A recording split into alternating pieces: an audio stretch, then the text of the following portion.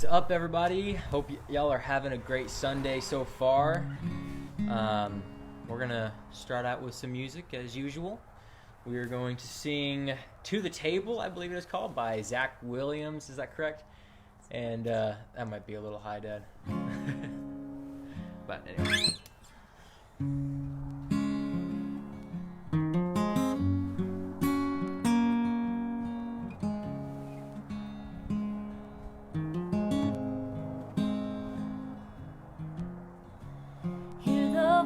Of love that's calling.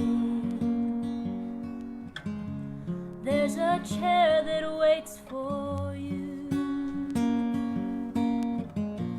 and a friend who understands everything you're going through. But you keep standing at a distance in the shadow of your shame. But there's a light of hope that's shining. Won't you come and take your place and bring it all to the table? There's nothing he ain't seen before. For all your sin and all your sorrow and your sadness, there's a Savior and He calls. Bring it all to the table. He can see the weight you carry, the fears that hold your heart. But through the cross you've been forgiven. You're accepted as you are. So bring it all to the table. There's nothing he ain't seen before. For all your trials and all your worries and your burdens, there's a Savior and He calls. Bring it all to the table. You can bring it all. Bring it all.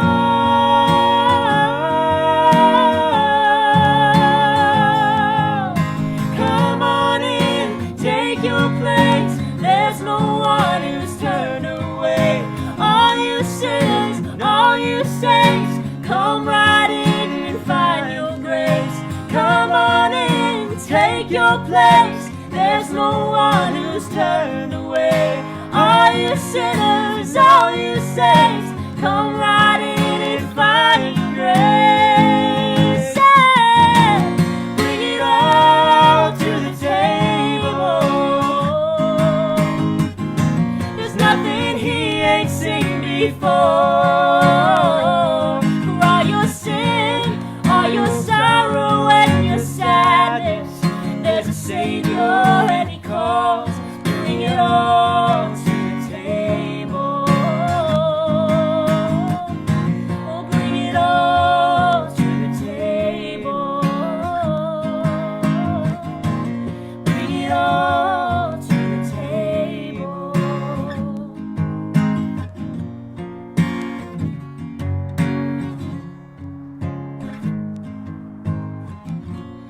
Bring it all to the table. Thank y'all so much. Thanks for listening, guys. So while I'm moving in, y'all tell everybody what you're thankful for, since we're on gosh, the edge of yes. Thanksgiving here. Yes, well, first of all, we had a phenomenal Thanksgiving, and we hope you guys did too. And surprisingly, even in these stressful and crazy times, there is much to be thankful for. Yeah. I know us personally, our grandmother just beat cancer, and so we were thankful to have her with us and be able to gather as a family and eat a bunch of great food and have a very great Thanksgiving. So, I mean, as cliche as it is, And I will say with the food, by the way, I think your Aunt Frances Ann is right. She said on Facebook, the day after Thanksgiving, warm over leftovers. That is the best day for food of the whole year. So agreed. yes.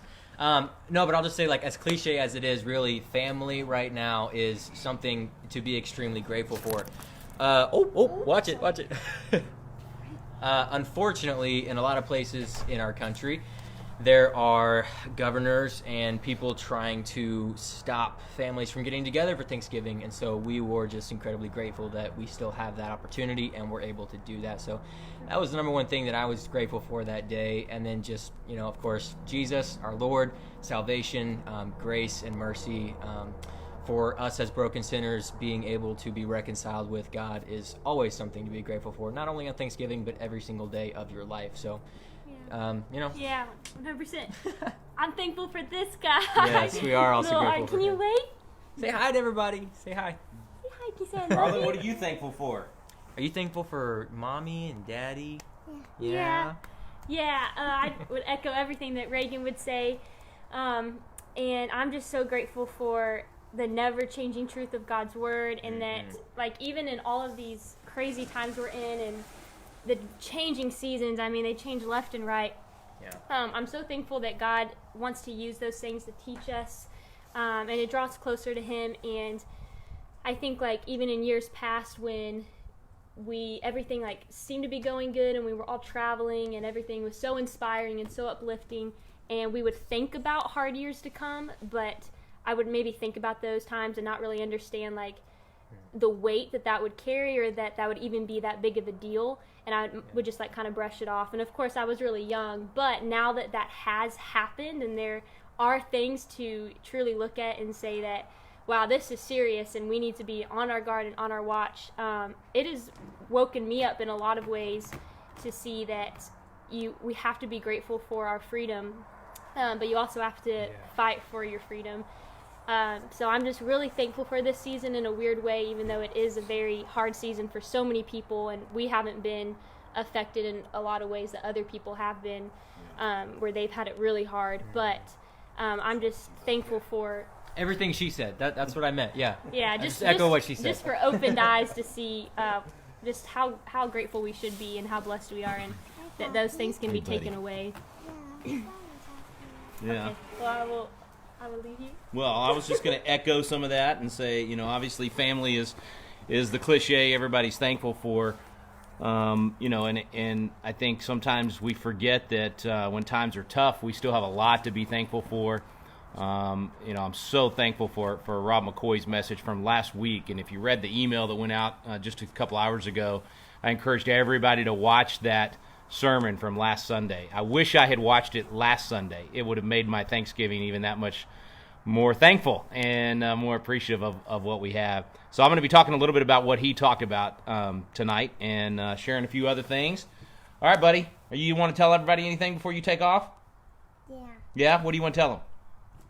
There's Earth and there's Mars.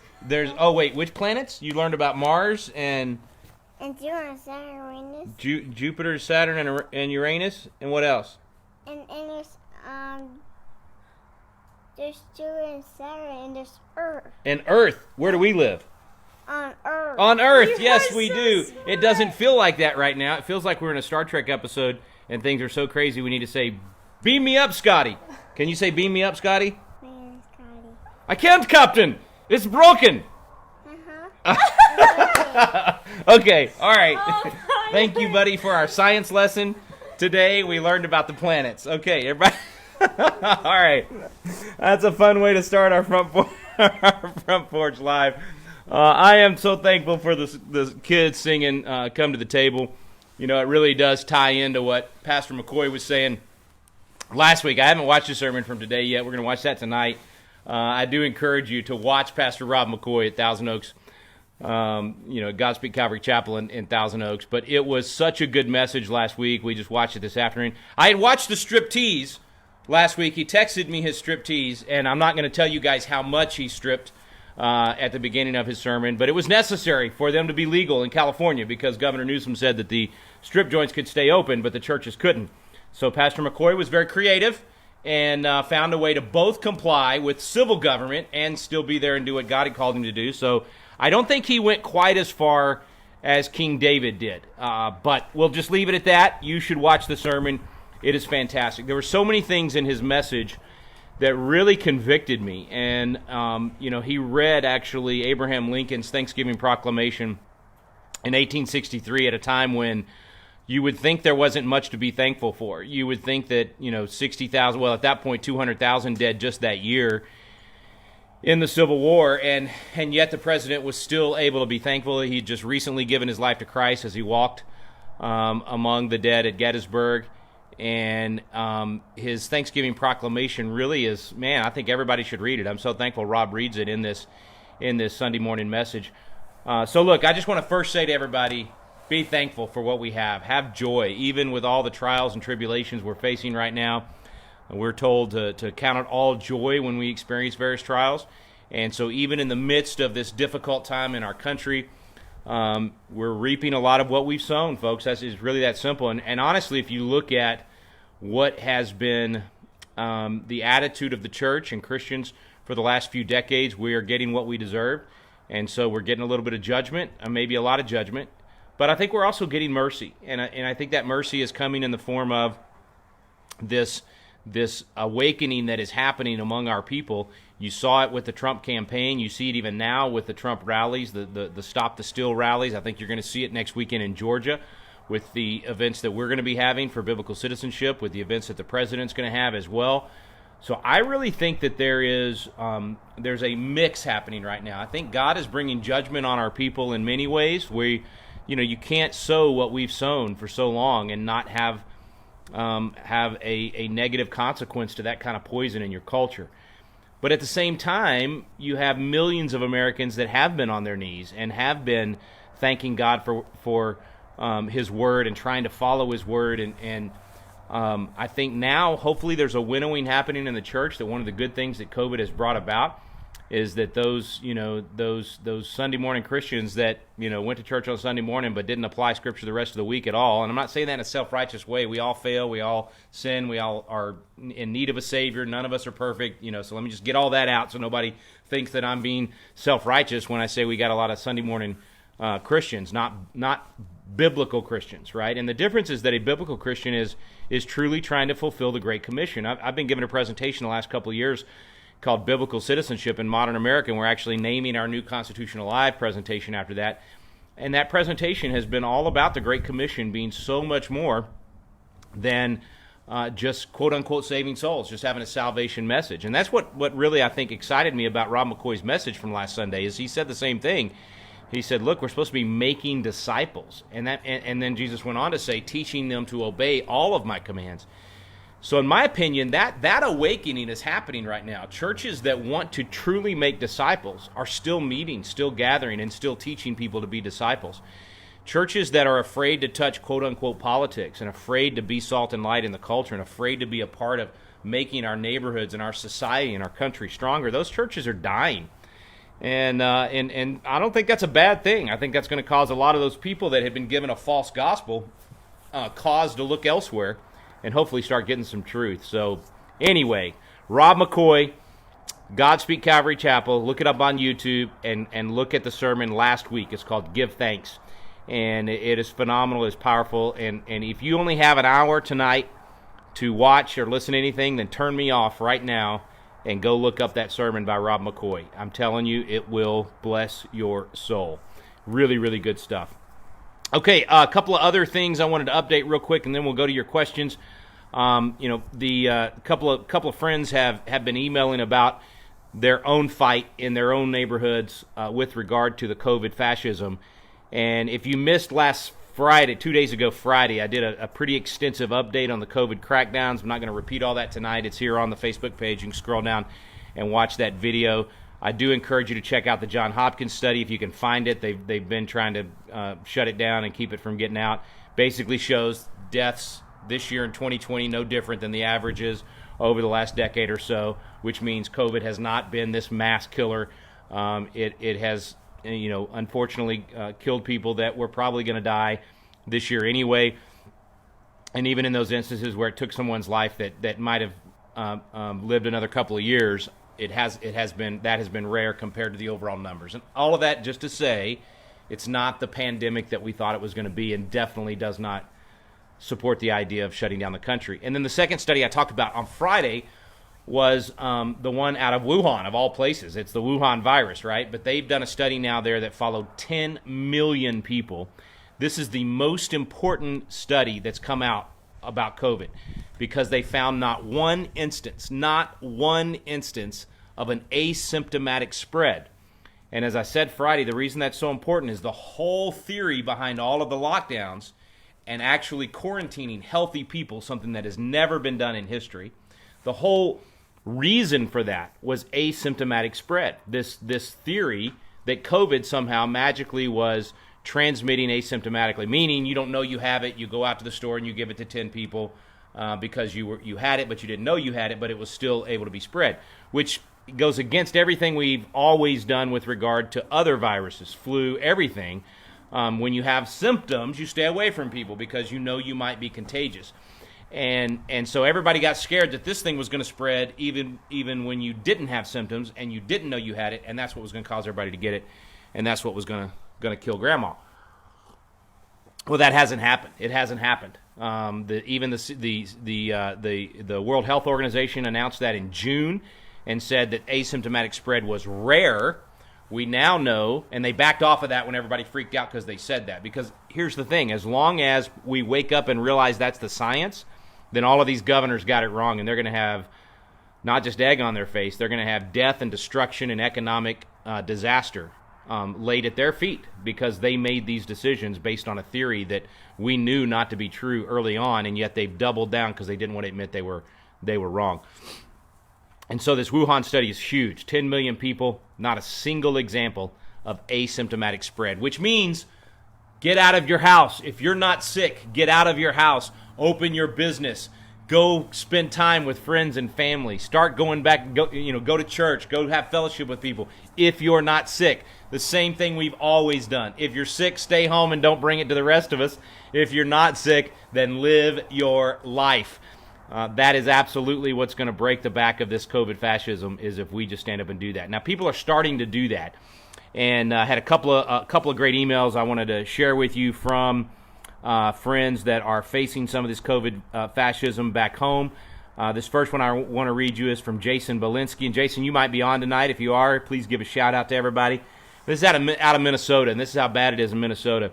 He said, I listened to Wall Builders this morning, thought I would share the Thanksgiving piece of Minnesota COVID executive order. In Minnesota, for the next 4 weeks, we're prohibited from having anyone in our home that is not from our household. Those willfully violating the order are guilty of a misdemeanor and up to a $1,000 fine and 90 days in jail, folks, for having someone over to your house for Thanksgiving or for dinner or for any other fellowship. By the letter of the order, if someone knocks on my door because their car is broke down in the Minnesota winter and they are freezing, I can't let them inside my own home without being guilty of a misdemeanor. And in Minnesota, this applies to indoor and outdoor, so I actually can't even talk to the freezing person on my property without potentially facing prosecution. It's unbelievable. And so, I asked Jason how it was going up there. He said, I love this. I haven't heard of anyone actually getting cited for it. Some people are listening to it, but plenty are continuing as planned, and I haven't heard of a single cop that would be willing to enforce this. This is a crazy time. I sure hope more people see all of this for what it is, a huge attack on freedom. And he said, by the way, we'll be joining you at Front Sight in a couple of weeks. So, Jason, happy Thanksgiving to you as well, and I look forward to seeing you at Front Sight in a couple of weeks for the Constitutional Defense course. But I just think that's a great, I love hearing that people are standing up to this COVID fascism and having some civil disobedience, and that police officers are refusing to enforce this craziness. And, of course, if you watch that sermon by Rob McCoy, you'll see their civil disobedience and how they had some fun with it. And then Daryl Hoover, thank you for emailing as well, one of our Constitutional Live graduates. They're dealing with the same kind of stuff in Kentucky. This is a restaurant out of Kentucky where the government's trying to shut them down. So I'm going to ask all of our friends in Kentucky to patronize this restaurant. It's in Trenton, Kentucky. It's called the Traveler's Lantern Market and Cafe. They've had their business license taken because they stayed open, and the people in the community appreciated them being open and came out to eat. They are working on responding to that right now and making some legal decisions this week. And so I've told Daryl that we will gladly support them and start a GoFundMe and donate to legal fees if it comes to that. But I'm just so thankful for people like him, for he and his family willing to stand up to this COVID fascism. We need more of that. That's what's going to put a stop to this. Okay, last thing, and then I'll start taking your questions. And again, I just don't want to repeat a lot of what I covered on Friday on the election stuff, the COVID fascism. If you didn't hear Friday, we had some great victories at the Supreme Court last Wednesday, late Wednesday night. A fantastic decisions, slapping down Governor Cuomo. He's a total dictator, and we can't stand him. And he's been one of the worst fascists in the country. And the Supreme Court agreed and said that his treating churches and synagogues different. I mean, think about how he's gone after the Jews in New York. It's been. I mean, if you had fast forwarded in a time machine and saw what this man has done to the Hasidic community that there in New York, you would have thought. I mean, can't believe this is happening in America. Germany maybe, but not in America. It's awful. Anyway, Supreme Court said no to him. It was the first big victory at the Supreme Court against these COVID crackdowns. It was nuanced, but it shows us that we have 5 judges that are willing to do this. Roberts, of course, wimped out as usual, but there were some important things in that decision. I shared all that on Friday, so go back and watch that if you like. Let's see here. And then on the election, a lot of good stuff, a lot of bad stuff. I mean, it's a mixed bag right now. Pennsylvania is a roller coaster. You had the district court judge say, yes, they could prevent the certification. She upheld the Republicans' suit to stop the certification of the vote there. And then she was overruled the next day by the state Supreme Court. But I want to be very clear. The state Supreme Court in Pennsylvania is part of the problem. They are part of the scheme. They helped create the voting scheme that was illegal and unconstitutional. These are Democrat hacks serving on the state Supreme Court. So whatever they decide is really irrelevant. What's going to be important is what gets to the U.S. Supreme Court. And so we're still not there yet. That may happen this next week. We'll see how fast that goes. But the hearing last week showed all the evidence.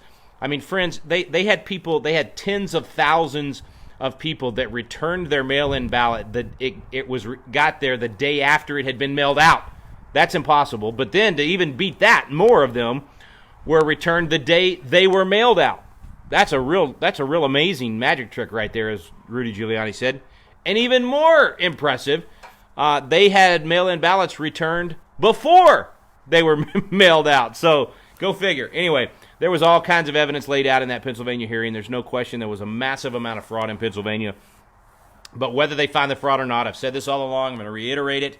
Whether they find fraud doesn't matter as much as whether or not the U.S. Supreme Court is going to stop the voting schemes that broke the law and were unconstitutional. That's the really important factor that we're going to find out whether this Supreme Court, these 5 judges, truly are going to be originalists that uphold the rule of law and uphold the Constitution.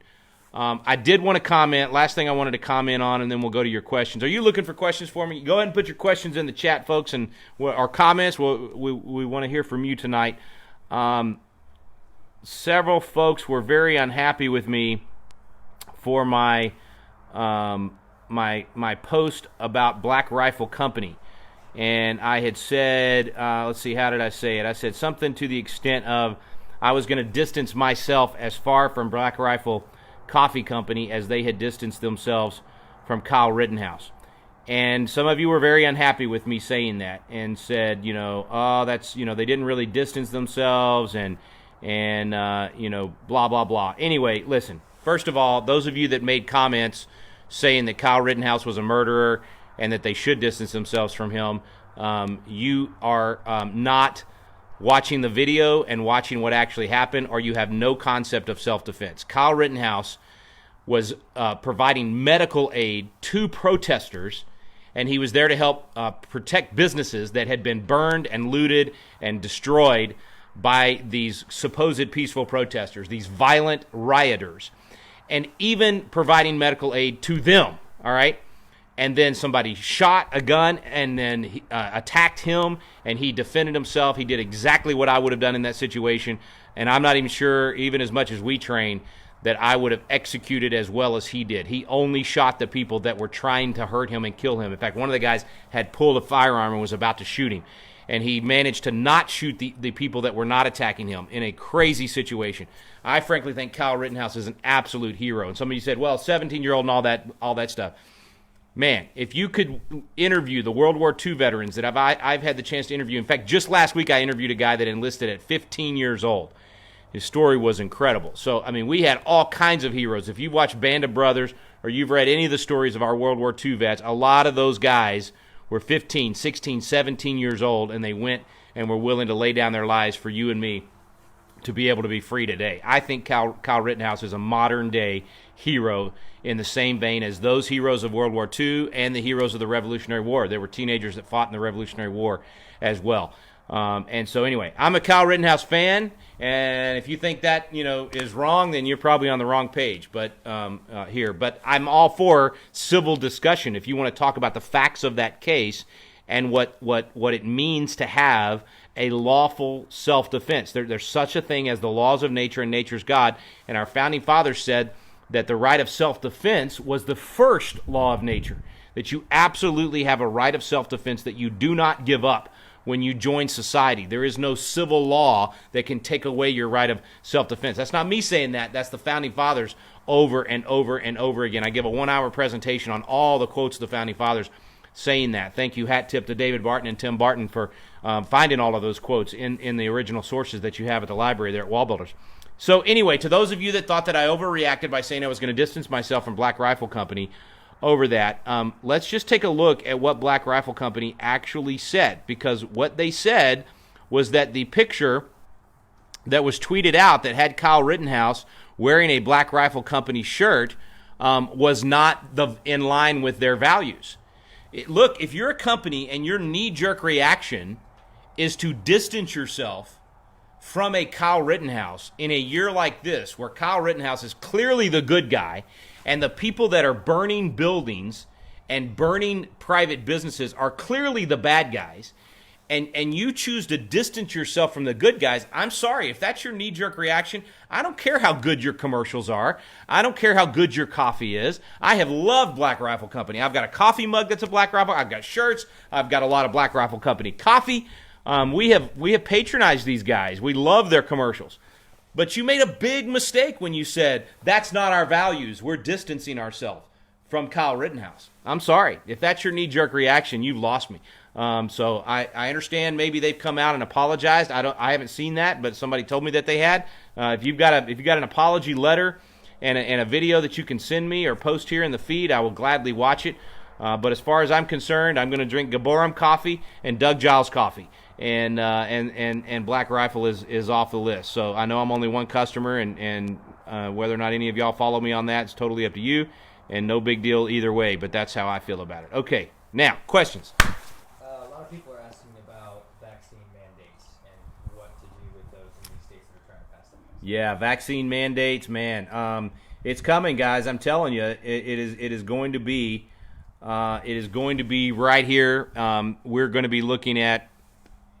Let me make sure I don't mess up the audio here. There we go.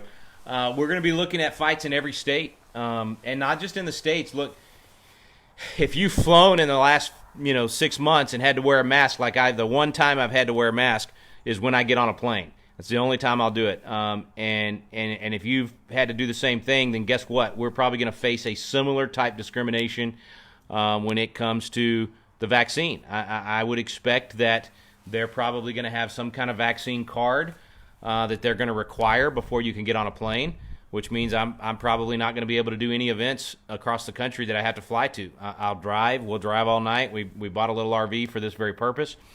But it's coming, guys. It's coming, and you're going to have to fight it in every state. And as far as the private companies like airlines that receive a ton of government money, I don't see us winning that fight anytime soon. We don't have the votes. We don't have the support. And so we're going to be the rebels for a while if you choose not to get the vaccine. And I'm not saying you shouldn't. You're more than welcome to get the vaccine. I am not an anti-vaxxer. I am a pro-parental choice and pro-individualism. There are some vaccines that we do, and there are many vaccines that we don't.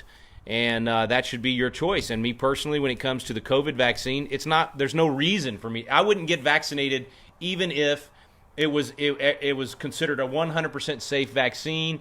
And I don't do the flu vaccine because the trade-off is not worth it to me.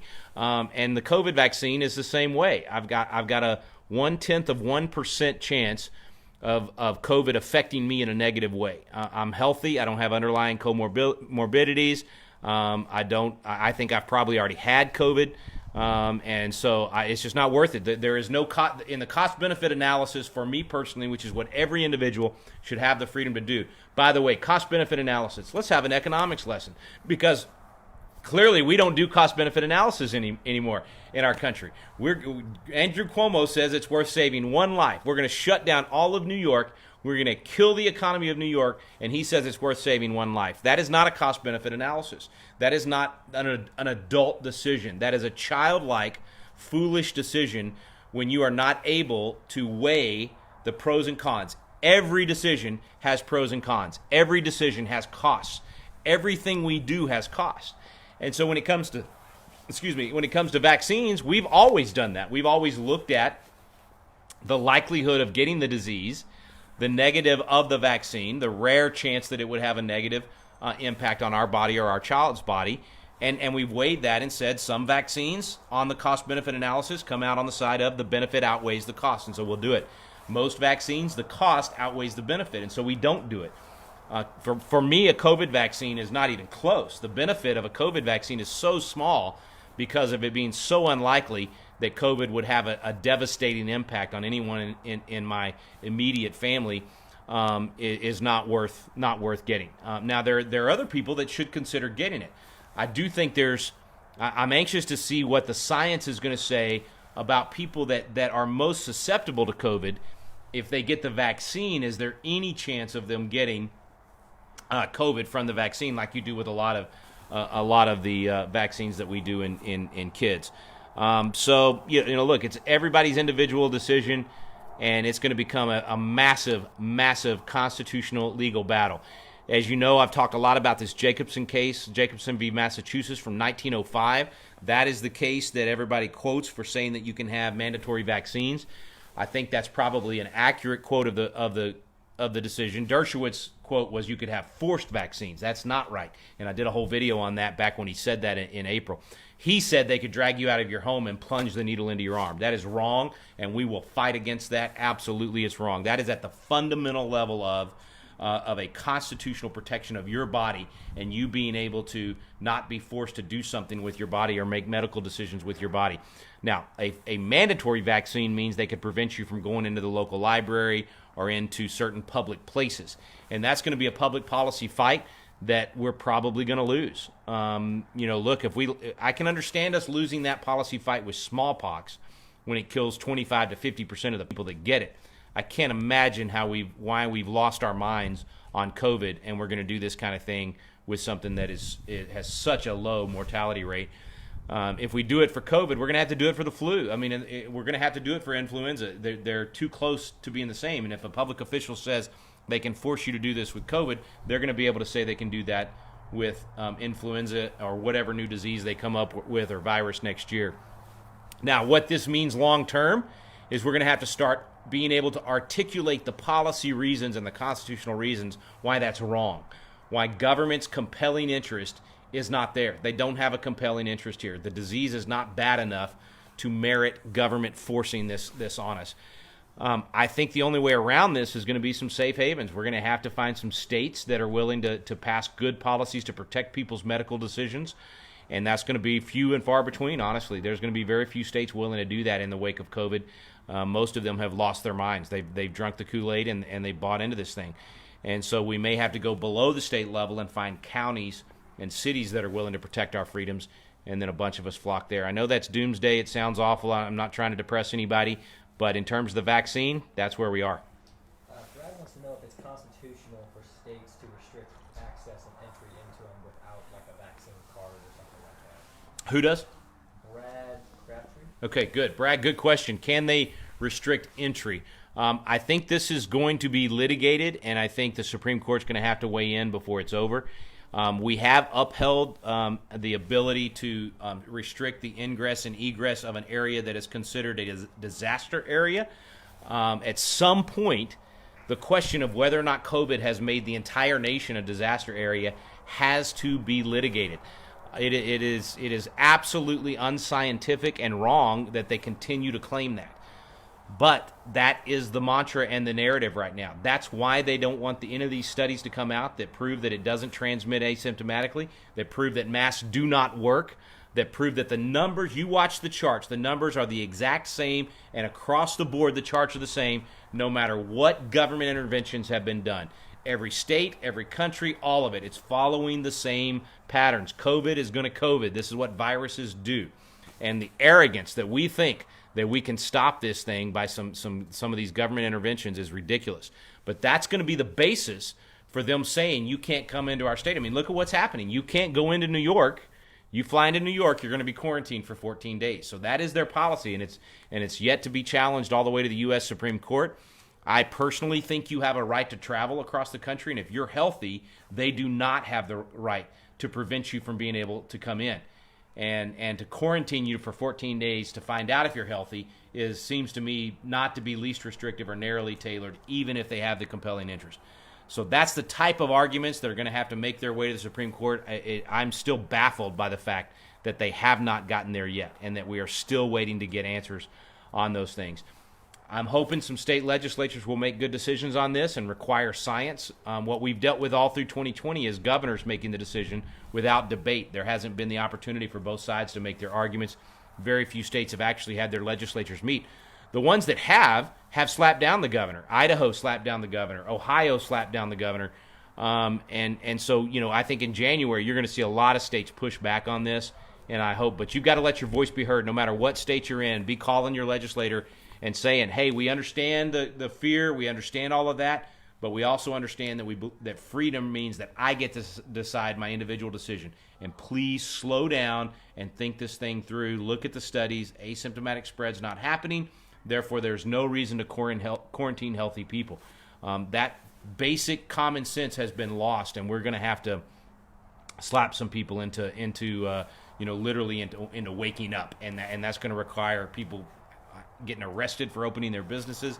We're going to see a lot of civil disobedience in the next few months in order to stop this. I am so sad for our businesses right now. We've had thousands and thousands of businesses that are dead now. They're not coming back, and the second wave is going to kill thousands and thousands more that barely held on through the first wave. And when I say wave, I'm not talking about COVID wave. I'm talking about COVID crackdown wave, government action, these government dictates, the wave of fascism across our country. That's what's killing our businesses, not the virus. The virus is not killing America. The government fascism is killing America. So we're going to have to go through some tough times here to make it stop, and it may take another 6 months, folks. I don't know how long it's going to take, but I know the sooner we stand up and say, no, I'm not going to participate, I'm not going to be a part of it, I'm not going to support it, I'm going to support businesses that are willing to stand up against it. The sooner we do those things, the quicker we'll get down that road, and the quicker we'll stop the fascism. Constitutional question. Ben Emerson wants to know if there's a process of nullifying or reversing a Supreme Court decision like Roe v. Wade by the Congress or the President working together to do that. Yeah, you bet. Good constitutional question. Is there a way to nullify it sounded like what you were saying, Reagan, is that he asked about a Supreme Court decision, not a law necessarily? Okay. Roe v. Wade. Yeah, so like Roe v. Wade. Absolutely, and we've done it before. It's the 11th Amendment to the Constitution is a perfect example of this. You had a Supreme Court decision in Chisholm v. Georgia that the states didn't like, and so they quickly ratified an amendment. They got it passed in Congress and then ratified it in the states very quickly and overturned that U.S. Supreme Court decision. That's the proper way to nullify a Supreme Court decision. I do not support single state nullification that just ignores any law that state decides they want to ignore. There's obviously going to be, rare circumstances. If the Supreme Court was to say, guns are now illegal and the federal government can come in and take away your guns, that clearly violates the Constitution. That is an unconstitutional decision by the U.S. Supreme Court. And if you let them come in and take everybody's guns while you fight that battle to get a constitutional amendment made, it's going to be too late by the time you get that done. That is where you have the doctrine of the lower magistrate, and a state actually should stand up and say, we're not going to enforce that unconstitutional decision by the U.S. Supreme Court. And then you have to have the decision of, if the federal government sent in federal troops to enforce that decision and start taking away everybody's guns, would the state government and local sheriffs and local even state guard or even National Guard before it's nationalized, would they fight back and say, no, that's not going to happen? I mean, I don't think we would ever get to that point, because I frankly don't think on a decision like that that our military would be willing to enforce something like that. So I pick an extreme example on purpose to say there is a time where you would prevent that law from being enforced in your state. Now, there's also there's a middle ground here on quote-unquote nullification. Now, again, proper nullification is where the states come together and nullify a federal law. That's the proper way to do it, and you do it through a constitutional amendment. That's the right way to do it. But there's also a middle ground here where a state can refuse to enforce a federal law, and the feds have to come in and enforce it. And the state may be willing to say, we're not going to use our time, our money, our manpower to enforce what we see as an unconstitutional law. If you want to enforce it on your own, we might be willing to not go to war over it. If you want to come in, and then let's see what happens when we have federal troops coming in to enforce an unconstitutional vaccine mandate or whatever it might be. We haven't seen that happen, and I've seen legislation in the past that was offered here in Texas. Matt Krause had a great bill that did that on gun laws. If the feds were to do some kind of unconstitutional gun law, say they ban high-capacity magazines, which in my opinion those are just regular magazines, but they set some kind of limit on magazines, then his bill basically said, we're not going to enforce that in Texas. It's fine if you want to have a 20-round magazine or 16-round magazine. So anyway, that's a little bit on nullification. If you take our Constitutional Live course, we cover nullification in the proper way to nullify a law under the Constitution versus unconstitutional nullification, and we have a whole article on that in our workbook in the Constitutional Live class as well. So we do go deeper into that. In the case scenario that Biden is officially elected, if Yeah. something happens to him health-wise before there's an oath of office, what is the process for that? He's not able and capable of fulfilling or being sworn in. What happens then? Yeah, so if something happened to Biden, and look, the guy's not healthy. I mean, he's not all there mentally. Obviously, the 25th Amendment is probably going to, it will be invoked before his 4 years is up if he wins the presidency. It's still not over, folks. We're still going to have a major decision by the U.S. Supreme Court of whether or not to throw out Pennsylvania, Wisconsin, Michigan, and Georgia. All four, I think, should be thrown out based on the amount of law breaking that took place. I'm not even talking about the fraud. I'm talking about the illegal schemes on how the voting took place. And if they're thrown out, then nobody gets 270. And if that's the case, it goes to the House of Representatives, and state delegations will choose the president, and we have 26 of those delegations that are Republican, so Donald Trump will win. I say that somewhat dryly and not excitedly because I've said it so many times over the last few weeks and on so many television programs, but that is the scenario where Donald Trump still can win. And we actually saw movement on that in the last few days. So I've been saying that for weeks, and Daniel Horowitz and Mark Levin and others have said it for weeks. Now that Jenna Ellis is saying it, and Rudy Giuliani, and now Pennsylvania legislators are saying it, people are starting to say, wow, this could actually happen. And they're trying to say that it's crazy and it shouldn't happen. But it's exactly what Article 2, Section 1, Paragraph 2 allows for. It's the electors are to be chosen in a manner prescribed by the legislature. So it's entirely up to the legislature. The Supreme Court has said over and over and over again that they have the plenary power to do so, and they can take that power back at any time. So just because you've had popular elections in Pennsylvania for years, there was a time whenever they were chosen by the legislature, and they can take that back at any time. They have a duty to take it back if the outcome of the election cannot be determined. And so you've got a fairly sizable group of state reps and senators in Pennsylvania that have drafted and adopted a resolution. Drafted and proposed a resolution to do exactly that. I think that was Friday that they did that. Yeah, it was Friday. And so we'll see. I don't know that they can get the votes. I think it's not likely because the wimpy, spineless leadership of the Republicans in Pennsylvania in the House and the Senate has said that they're not willing to do that. Now, they said that weeks ago before all of this evidence came forward. They said that before the election.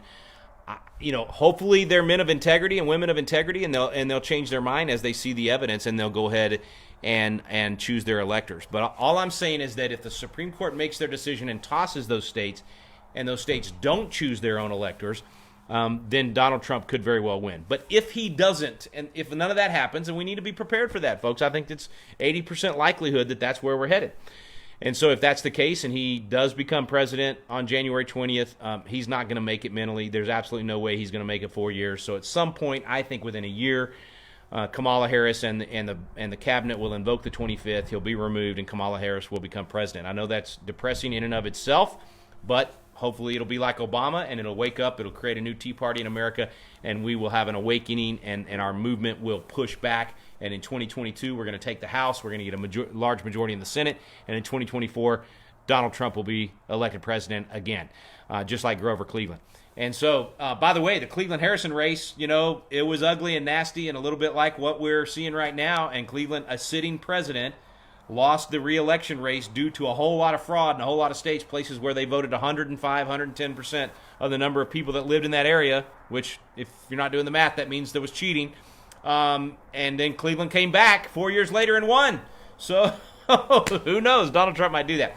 But to your question about if Biden were to die before January 20th, if something was to happen to him and he became incapacitated or die before that, then the vice president-elect, Kamala Harris, she would, the 25th Amendment, if I recall correctly, I probably should go back and read this before I state this, but if I recall correctly, because the election is actually taking place and the electors will have met, and that actually is another question, does this happen prior to the electors voting or after the electors voting? There's only been a couple of scenarios where that type of thing happened. One of those was President Grant in the 1872 election. His opponent actually died after the election and prior to the electors meeting, and so there were some electors that chose to vote for other Democrat candidates instead of him, but it wasn't a game changer. It didn't change who won. Grant still won the election. In this case, then it would mean Kamala Harris would end up being president right from the get-go if it's after the electors meet. There's a nuance there that I need to look up. I'm trying to remember how the 25th. I should have brought my.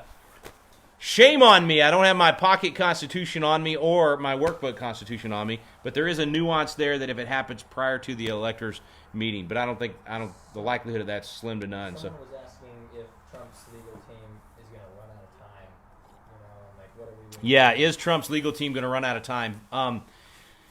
That's a tough question to answer because there are those who think December 8th is the deadline, that's when the electors have to cast their vote or have to the states have to certify by the 8th, and then the electors have to meet on the 14th of December, and that after that nothing can happen. I don't necessarily buy into that, and the reason I don't is because the Constitution doesn't say that. It does allow for federal law to set these dates, but it's not unheard of for a court to say because of the irregularities or the fraud, we're going to modify the dates and allow for more time to figure this out and have a decision. I mean, look, what happens if it's even after January 20th, if the president is sworn in, and then there's fraud that's clearly shown and proven in a court of law? Can that be reversed?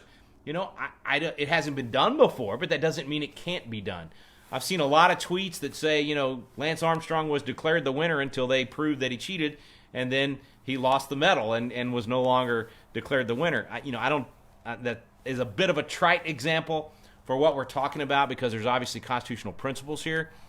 But I would think there's a sense of fairness and legality and upholding the rule of law that has to come into play regardless of the dates. It's almost like saying that if you cheat and you can hide your cheating until after a certain date, that then it doesn't matter. You got away with it and everything's fine. I don't think that's the way we play here in America. At least it's not the way we used to play. I realize the Machiavellian folks would say that. The end justifies the means. The moral relativists that say that anything goes and everything's okay. They believe in win at all costs, so cheating's okay, and as long as your guy wins, then it doesn't matter that you cheated. I don't think most Americans believe that. I know there's 75 million of us that definitely don't believe that, and I frankly think there's an awful lot of people that voted for Joe Biden that don't believe that. There's people that voted against Donald Trump. There's people that voted for Joe Biden or voted for a third party, which I believe is a wasted vote. And as I've always said, violates it makes you in the parable of the talents, the wicked and slothful servant that buried their talent and did not live it and work it because you did not choose an able person, as Exodus says. You voted for someone that wasn't capable of winning. So all you folks who voted for the Libertarian or chose not to vote in the presidential race, yes, I'm stepping on your toes right now. I apologize if I'm stepping on your toes. My intent is to stomp on them and wake you up to realize that when you have a binary choice for President of the United States, when you vote outside of that binary choice, you are choosing to help the worst candidate when you could have helped the least worst candidate which is always your option. There is never a perfect option. Jesus is not on the ballot. Okay, I digress. But all of that to say that there are a lot of people that didn't vote or voted third party or even voted for Biden that are intellectually honest enough to say, we don't want cheating. We don't want to win by cheating. We want the person with the most legal votes to win. And if this whole process is tainted, then yeah, we think that should be redone and thrown out. I mean, wouldn't you be intellectually honest enough to say that? I mean, if my guy or gal wins, but I find out later that they won because of a rigged system and a cheated system, then I would want it to be redone. So I frankly think that there is a time, even later in this process, that others think it's too late. I don't think so. At a minimum, at an absolute minimum, we push forward on all of those fronts for the next election. Most of this battle that's happening in the courts is not for Donald Trump. It's not to defeat Joe Biden. It's for the election process itself. It's for our republic.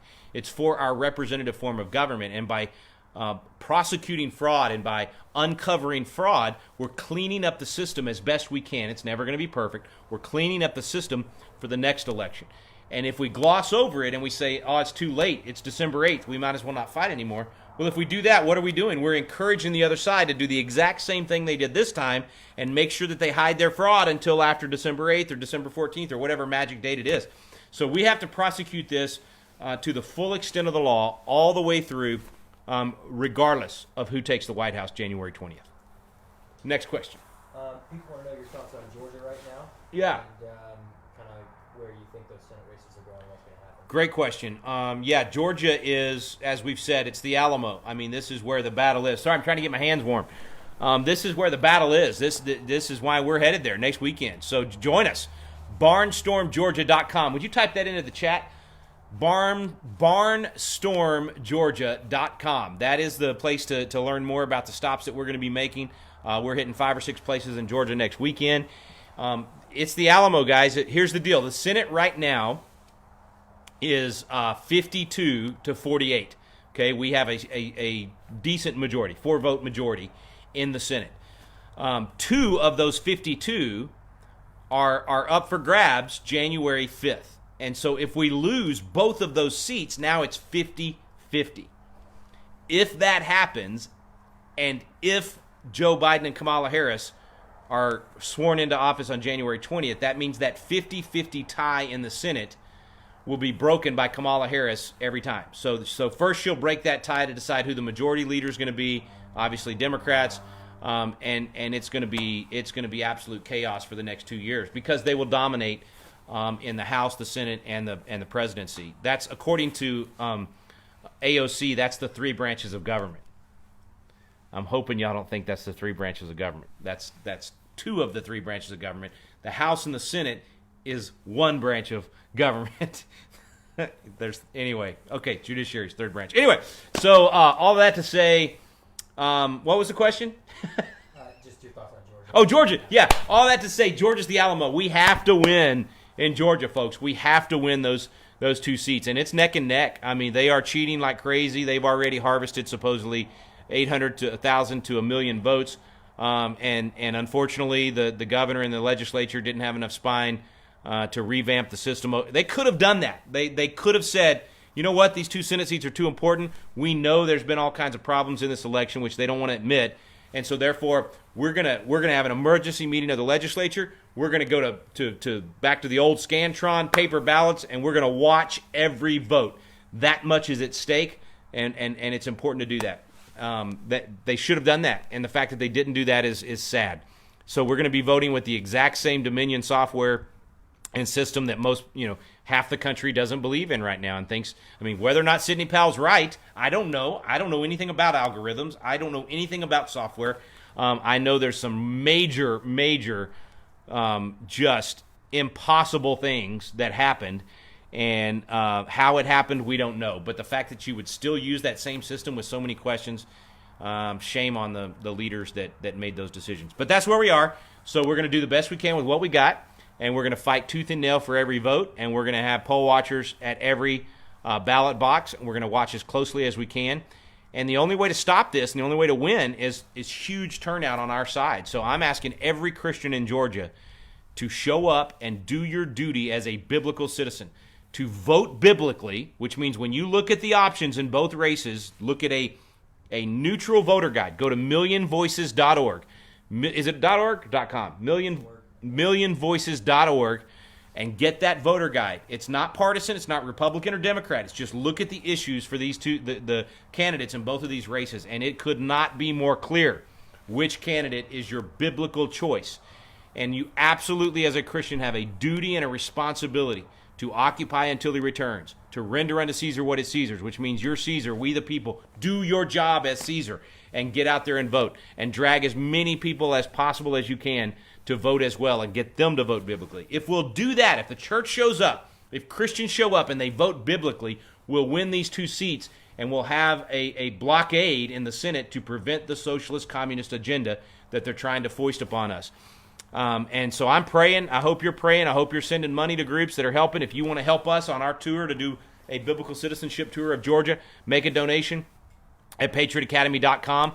We're not partisan, so we're not actually campaigning for the candidates, but we are asking Christians to get educated and vote biblically. And we're going to do that same kind of barnstorming tour, not just of Georgia, but other states throughout 2021. We're going to go to other places and get people to do biblical citizenship. And we're giving away our classes where they can host a biblical citizenship class in their church. It's going to be the best biblical citizenship class ever put together. It's got David Barton and myself teaching in his library and in Independence Hall where the Constitution was framed.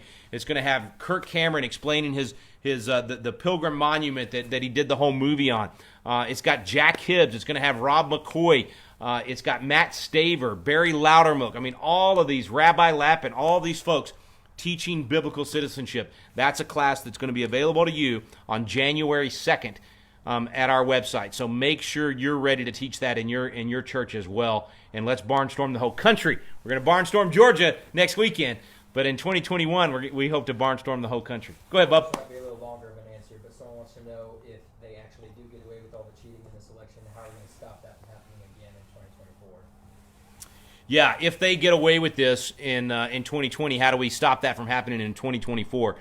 Well, that's part of what I'm saying when I say the good news is people are awakened to this. The corruption is being, the sunlight is the best disinfected, and we're starting to uncover it. Doesn't mean we're going to be able to stop it everywhere. In these cities controlled by Democrats, it's going to be very hard to stop it. But if that's a city controlled by Democrats in a state controlled by Republicans, then the Republican legislatures and the Republican governors have to pass legislation this legislative session to prevent that fraud. There are ways to do that. They can control the voting process. There's no reason not to have elections that we can have faith in. So get rid of all the schemes, the mail-in balloting and all the other things that allow for fraud and increase the likelihood of fraud. Republican legislatures can stop that. And so that means in these key states of Wisconsin, Michigan, Georgia, Pennsylvania, Arizona, every Republican legislature in the country has to do this in 2021. So we're going to be fighting hard to make that happen all over the country. My friend Mark Meckler that runs Convention of States is already working on legislators all across the country. And so I encourage you to join Convention of States. It's not just for the convention, which is vital, by the way, to save the country. We've got to have a Convention of States in order to put the federal government back in its proper box and restructure the power lines right now in our country. But that's another subject. ConventionofStates.com is the place to get signed up for the most effective grassroots organization in the country, and they're going to be very much on top of this and trying to prevent this fraud in 2024. 2022 will be a big test for whether or not we've made those changes and corrected these wrongs, and then 2024 will be the big fight. 2024, by the way, our goal is to put 3 million people through the biblical citizenship class between now and 2024. So we need your help to do that. If we do that, it's going to be a game changer. I'm telling you, it will be a massive game changer on a national scale.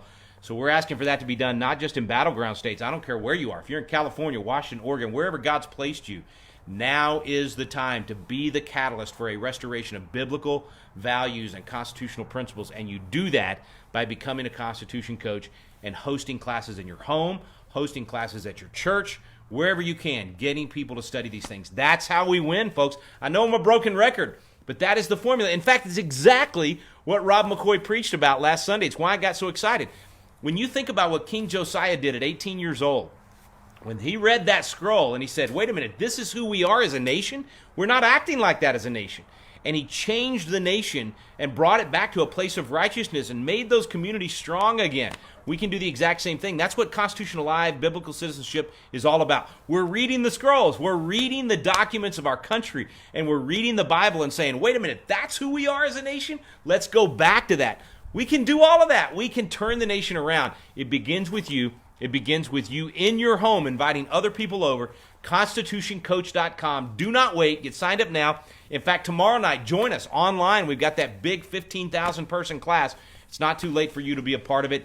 David and Tim Barton will be with us again tomorrow night. Mark Meckler. We're going to have a great time, and you can be a part of that if you go to ConstitutionCoach.com. Do you think the Republican Party is going to split and have like Trumpers go one way and the never Trumpers go another way? Yeah, do I think that we're going to see a split in the Republican Party? Yeah, I think we probably will see that. I do think that Trump is so popular right now in the Republican Party, and he's done such an amazing job.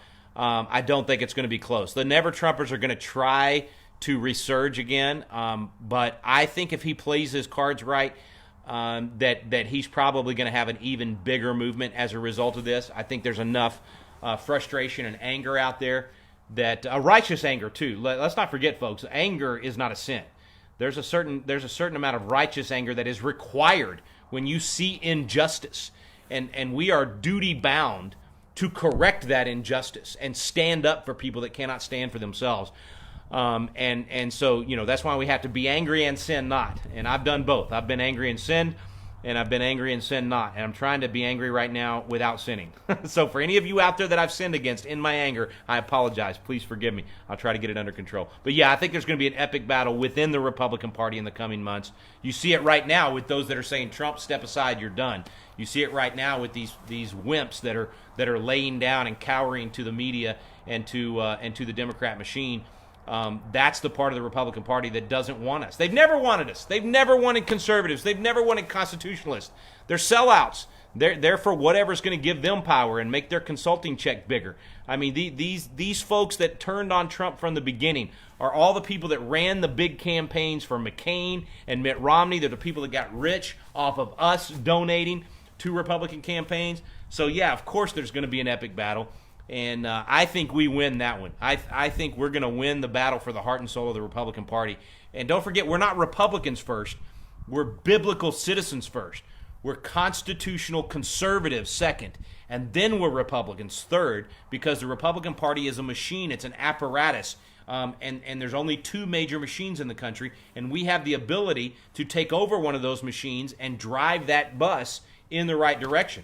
And so that's why we fight within a party, is to be able to win in that party and then win in the national system, in the two-party system. So I say don't flee the Republican Party. That's the dumbest thing you can do right now. I agree with Dinesh D'Souza on this. He actually spoke against this a week or two ago. It's foolish to go join a third party right now. We can win the Republican Party. Why would we give up that apparatus and that machine? If you go start a third party right now, or you go join a third party out there right now, what you're really doing is weakening the Republican Party, and that third party is not going to be strong enough. The Democrats will dominate for the next 2 decades. Don't do that. That is the wrong game plan. Yeah. Mark White wants to know if you think the Convention of States is kind of our last-ditch effort to end a lot of the partisanship in D.C. that has fueled so many of the problems. Yeah. Yeah, good question. Is the Convention of States a last-ditch effort to end a lot of that two-party partisanship in Washington, D.C.? I'm going to say no to that question, because I think the Convention of States it should not be a last-ditch effort. It should be a commonly used tool. It should be something that the Founding Fathers gave us that tool in the Constitution from the beginning. And I think the Convention of States should happen often. I think they should come together and say, the states are the ones in charge, and we don't think what the feds are doing is right, so let's pass an amendment to overturn that. You're never going to pass amendments at a Convention of States that are issue-oriented amendments. You're not going to pass an end to abortions or change marriage laws, or even parental rights amendment, which I support strongly. Those things won't happen at a Convention of States because you just won't get enough of a majority to be able to do that. But what it's all about, the Convention of States is all about, where does the power lie? and it allows us to rein in the Supreme Court or rein in the Congress or the federal government in general, and frankly make sure that the individual is protected. So it's all about the structure of power. So I don't think it's a last-ditch effort. I think it needs to be something we do often. But I also don't think it's necessarily – I think I understand the heart of your question, though. I think your question is, we've seen both parties sell us out in Washington, D.C. They just become part of the system. Good people get elected, or bad people fool us in the election and make us think they're good people, and they go to Washington, D.C., and they become a part of the problem. And so I get that. I understand that, if that's what's underlying your question. And that is what we're able to do with the Convention of States, is essentially take the power away from Washington and get it closer to us at the state level or the local level. And that way what happens in Washington isn't as important as what happens in our backyards, in our communities, and at our state legislatures, where the real power should be. And so it does break the back of that two-party system from the standpoint of lessening how much power they actually have. I hope that makes sense. Wade Womack actually wants to know, when was the last time we actually used an Article 5 Convention of States?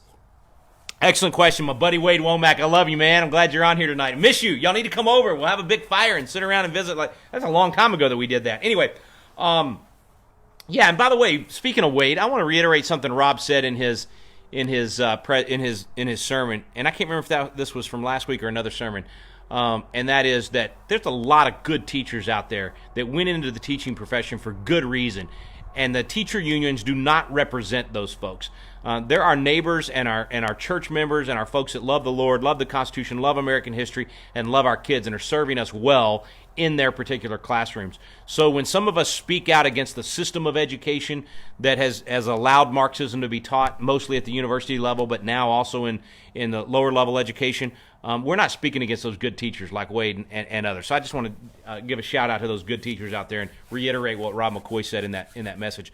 But no, we have not used an Article 5 convention. So Article 5 actually has two ways to amend the Constitution. The first way is through Congress first proposing amendments, and the second way is through a convention of states proposing amendments. And we have never had a convention of states proposing amendments. It's always been Congress proposing them. Either way, whichever way you start the amendment process, you have to end it the same way, which is to say that all the states have to have a ratification process. So you still have to get 38 states to ratify an amendment, whether it starts in Congress or it starts with a convention of states. You still have that safety valve of the ratification process. We've never had an Article 5 convention of the states. The Article 5 actually says a convention of states, quote, for proposing amendments. That convention does not amend the Constitution. It only proposes amendments, and then it goes to the 50 states, and they ratify. So it's the same second step under both scenarios. We've obviously 27 times amended the Constitution under the first step and the second step, or the first step of Congress proposing and the second step of the states ratifying. And so it hasn't happened before. I would like to see it happen often. As I said, we're on our way to making it happen for the first time. I think we're at 15 states that have called for it. Mark tells me, Mark Meckler, that runs Convention of States, said that we're probably going to pick up at least 8 or 10 or more this coming year in 2021, and we need 34. So we're a couple of years away from it happening, but it's going to be awesome when it does. It'll be the best Constitution class the nation has ever had, next to ours that we do on Monday night. No, it'll be even better than that, because everybody will be watching. It'll be covered on the news every night, and we'll be talking about the Constitution for probably several months, however long that convention is.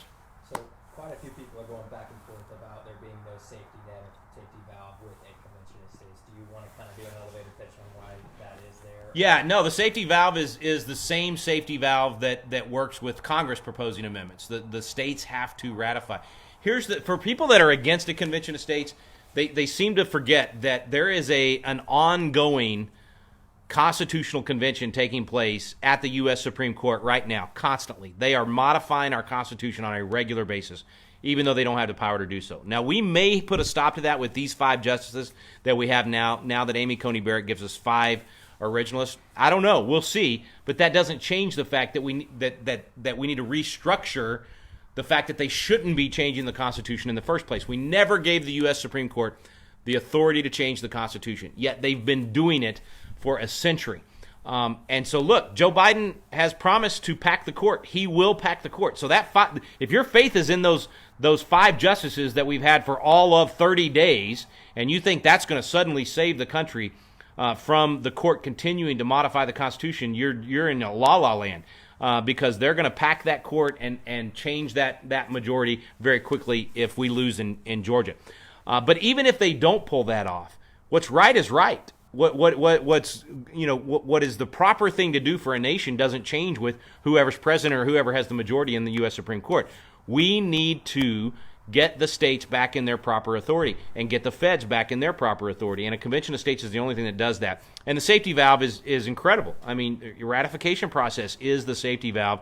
And it's very unlikely that anything's going to get out of that convention of states that's going to reduce individualism and state power and increase federal power. That's just not going to happen based on who's going to be there. Each state gets one vote.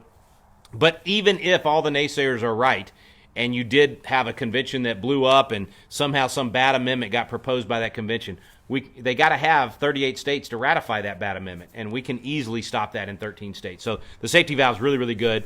The Founding Fathers were very wise in putting this in place, and so I side with the Founding Fathers on this. I'm with George Washington. I'm with John Adams. I'm with Gouverneur Morris, James Wilson, George Mason. All the Founding Fathers that said, we need this tool and we should use this tool. I'm with them. All right, go ahead. You might have answered this earlier when you were talking about parties, but people are wondering why not just create a third party, like a Constitution party, and just leave the other two behind? Well, I think I already answered that, but I mean, the reason not to start a third party, I mean, there may come a time to do that, right? I mean, that has happened in the past. Let's not forget that when it was effective, when the Republican Party was created, there was the Whig Party went away, and a lot of the Democrats left the Democrat Party to start the Republican Party. So that was a very unique situation. It was all about slavery. That's the reason that it happened. The Republican Party was all about ending slavery, and the Democrats were all about keeping slavery. And so it was a unique time. I don't see that happening in our country right now. There is a Constitution Party. There is a Libertarian Party. There's all kinds of supposedly conservative parties, but they can't win. I mean, let's just face facts. They never get over 5% anywhere. They're not frankly even. I mean, the Constitution Party. If you look at what they say on paper, yeah, I agree with what they say on paper to a large extent. But they can't win, and there's no reason for that to do that. If you absolutely lose the Republican Party, and the Republican Party becomes, if the Republican Party platform starts mirroring the Democrat Party platform, then you've got a reason to potentially try to start a third party. But we're not there. We're not there. There's rare circumstances where in a particular race it might make sense to run a third-party candidate, and if they are polling and they have the money and they have the support and they have a chance of winning, then that makes sense to support them. I'd be all for that. Frankly, in 2016, when Donald Trump got the nomination, I was one of the ones saying, hey, this might be a time to run a third-party candidate. If Rick Perry could run on a third-party slate and have a chance of winning, and we end up with a 30%, and everybody's fighting over the 10% to see who's actually going to win, at that point, yeah, that might have been a time to do it. But thankfully that didn't happen, and Donald Trump became one of the top 5 presidents we've ever had as a result of him actually getting in office. So anyway, yeah, let me just beg you, do not throw in the towel and go start a third party right now. It's a losing proposition. It's not going to be a victorious situation. You're going to weaken our chances. We need to win. You need to win the fight for the heart and soul of the Republican Party, and then take that fight to the general election and defeat the Democrats. That is the winning formula. That's the Ronald Reagan formula. That is the Donald Trump formula, and that is the formula that we can use going forward. You think Trump's going to run again in 2024? I do think Trump's going to run again in 2024. He's already hinted at it. Already said if Biden ends up winning that he plans to run. Here's the fun part.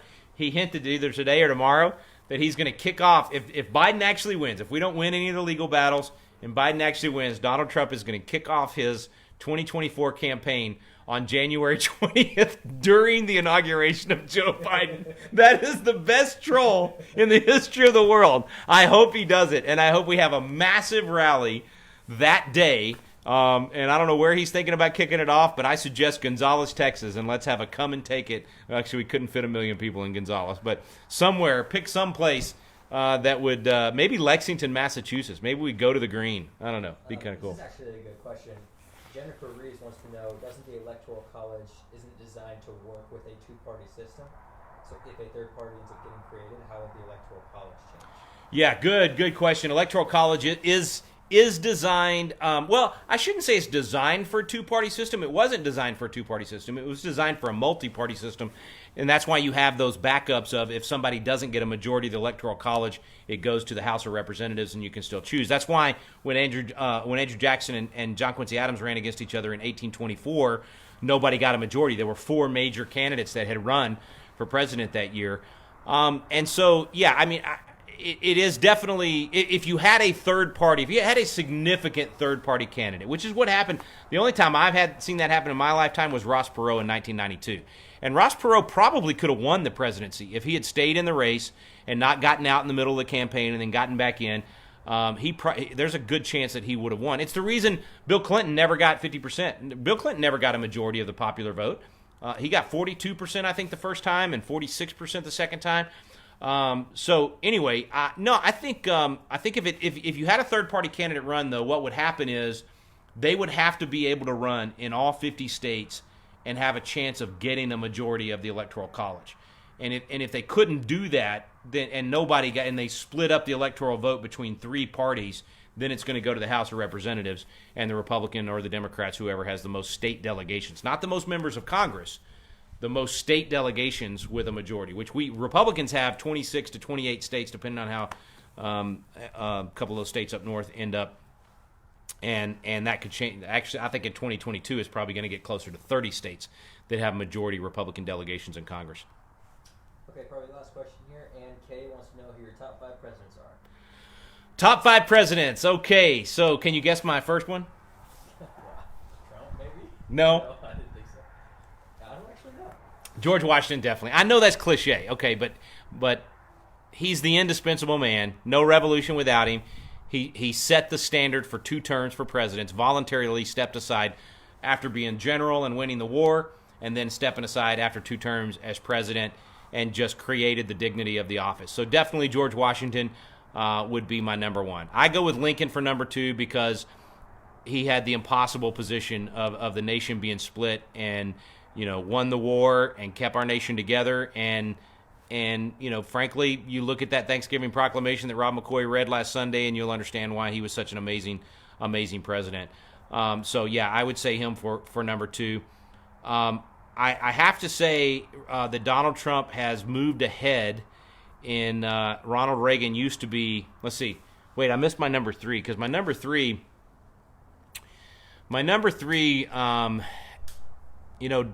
Trey's always tried to get me to make Coolidge number 3. Coolidge is my son Trey's favorite president, I think. And he's definitely an underrated president, and he should be in the top 5. But I think I'm going to go with Trump for number 3, and Ronald Reagan for number 4, and Coolidge for number 5. That's my ranking of the presidents. And look, Trump did more in 4 years than Reagan did in 8. I mean, I just have to admit it. He accomplished more economically, accomplished more with the bureaucracy, which is very difficult. Just accomplished more with calling out the media for what they are. You just got to give it to him. I mean, there's no doubt that Trump did more in 4 years than even Reagan did in 8. But Reagan was a fantastic president, and I think we probably need that in the future, and that's why I do wonder if Trump's going to run again 2024. Will he start that now and then potentially step aside? And someone else that has the Ronald Reagan delivery and the Donald Trump backbone and fire in the belly. I don't know. I don't even know who that would be right now. If I was going to pick somebody, if Trump wasn't going to run, nobody asked this, but I'm going to say it. If Trump wasn't going to run, then my choice right now, just looking at what's happening around the country and who's in play, would probably be Ron DeSantis and Kristi Noem. I think that would be a killer ticket. I think they've done the best job with COVID. Ron DeSantis got it wrong in the beginning. He caved to the fear, but then he was the only one that had caved to the fear that stood up and said, I was wrong. I mean, that takes a lot. That tells me a lot about his character and his integrity, and the fact that when the press went after him the way they have for the last 6 months, and he still hasn't caved, and he still said no mask orders. He's not allowing cities to do mask orders.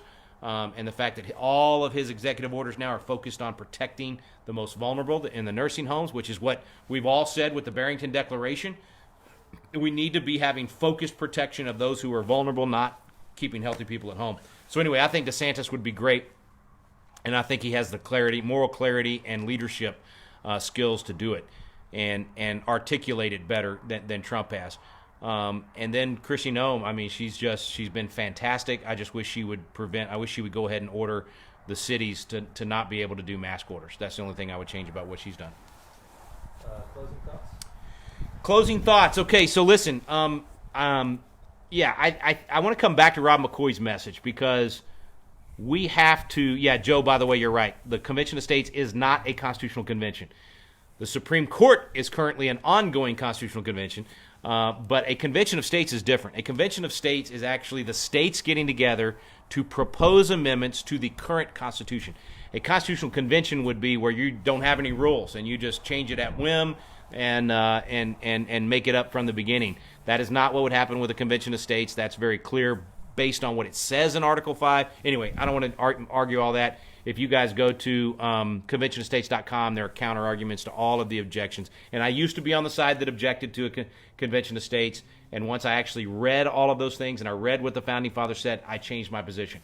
I think intellectually, once you really look at this and you remove emotion and you remove a lot of those biases, that's what I had to do, and you just look at it from a factual process perspective, you realize you have to have a Convention of States to save the country. It's the only thing that's going to put the feds back in their box, and it does have the safety valves that are needed. So anyway, back to my closing. Listen, I just want to say tonight, let's not put our faith in things that are going to disappoint us. Our faith has to be in our Savior and in our not in a candidate, not in a president, and frankly not even in our Constitution or even in the principles that guide our country. Our faith has to be. I mean, faith is literally a spiritual thing, and I think when we get so caught up in these political battles, and we let them determine our joy, and we let them determine even the way we see the world, it's a dangerous, dangerous thing. Our faith should control and inform our politics. Our politics should not control and inform our faith. And I think there's a big, big difference in how we act and what our joy is on a daily basis, depending on which one of those things is true. And so I would ask everyone over the next few weeks as we lead into Christmas to start thinking about, what does my faith tell me about how I should act with regard to society, government, all of those things, and start going from that perspective first. If you're Christian, then what does the Bible say? If you're Jewish, what does the Torah say? What does it teach you about how society should be formed?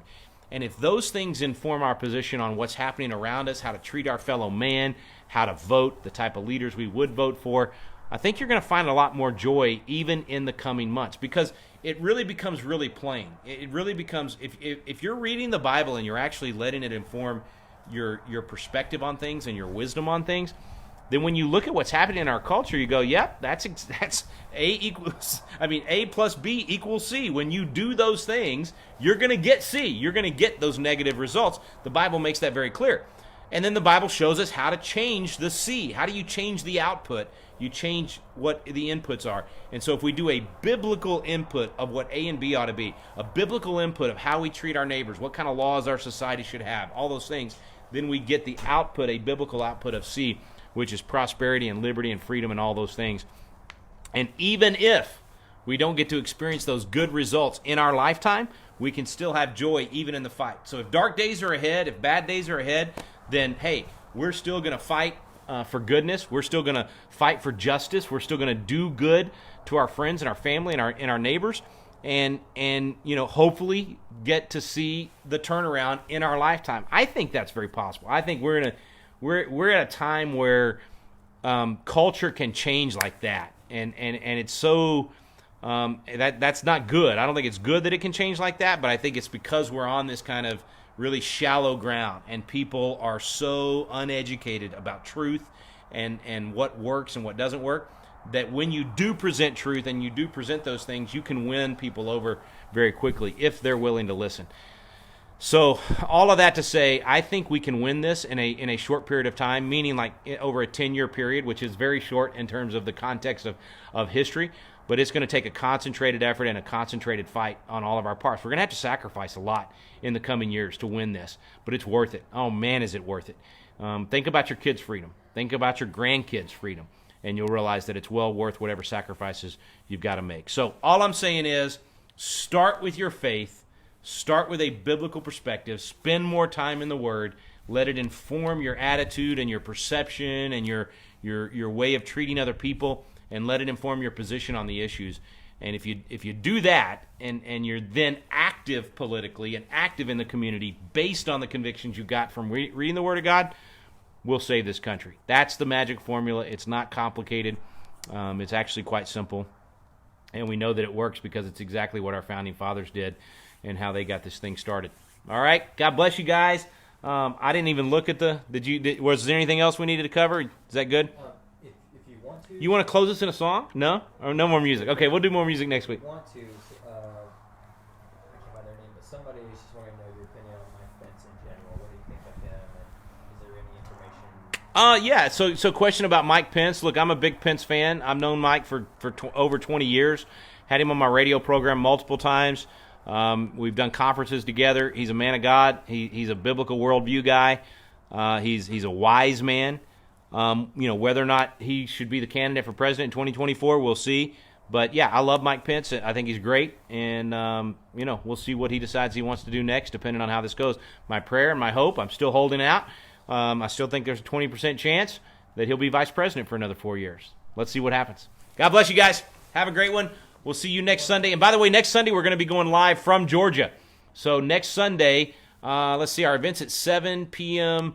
Eastern time. So next Sunday, our Facebook Live will be at 6 p.m. Central time. We'll be an hour and a half earlier than normal because we're going to be broadcasting the live event there in Georgia with David Barton and Tim Barton and all those folks. You want to close the prayer real quick? Yes, Lord, thank you for, just a boatload of blessings, even in the midst of chaos and in the midst of so many attacks on our country. I just thank you for the blessing of family. I thank you for this fire behind me that's keeping me warm.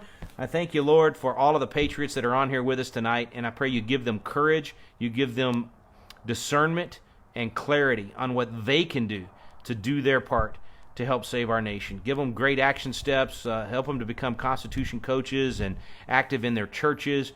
I just pray that awakening continues, that winnowing continues, and that you continue to raise up that remnant that's going to save our country. I thank you, Lord, for your many blessings. I thank you that you are a God of mercy, and I thank you for the mercy that we see even in the midst of some of the judgment that's required. I just praise you, Lord, and thank you for your many blessings. You are a good, good Father. In Jesus' name we pray. Amen. Real quick, you want to plug the hat? Oh, yeah. Defender gear right there. If you like that hat, let's see. There's my Defender gear patch right there. Go to defender-gear.com, defender-gear.com, and use our coupon code Patriot1776. That's Patriot1776 for the coupon code. Something else I was going to mention tonight, and I forgot to do it. What was it? Oh, well. Tune in next week. I'm sure there's a lot that's going to happen this week. If you want to stay up to date on a daily basis, listen to Wall Builders Live. You can listen on any podcast. We're on about 300 stations around the country. And then you can also listen at our website, wallbuilderslive.com. But we're doing daily updates on the different election results and the things that are happening in Pennsylvania, Georgia, Wisconsin, Michigan, Arizona, Nevada, all of those places. And, oh, by the way, you have, what time is it, 9 o'clock? You have 3 hours left to still register if you want to go with us December 13th for our last constitutional defense event of the year. So 3 hours. You got to register by midnight tonight. Get registered and join us. You don't want to miss this trip. It looks like weather's going to still be pretty decent, not going to be super cold. So don't put it off. This is the time to go train, and you don't want to wait till the spring. You want to get trained now. No telling what's going to happen in the next few months. We want to make sure you're prepared and ready. BarnstormGeorgia.com is the place to go for where we're going to be next weekend. Be sure and check out that website and register if you'd like to join us for any one of those events. That's good. That's it? Yep. What are you eating over there? Some Soup? This is a perfect night for soup. Where's my soup? Just because I can eat and talk at the same time. Nobody. All right, I'll get it after. God bless you guys. Have a great night.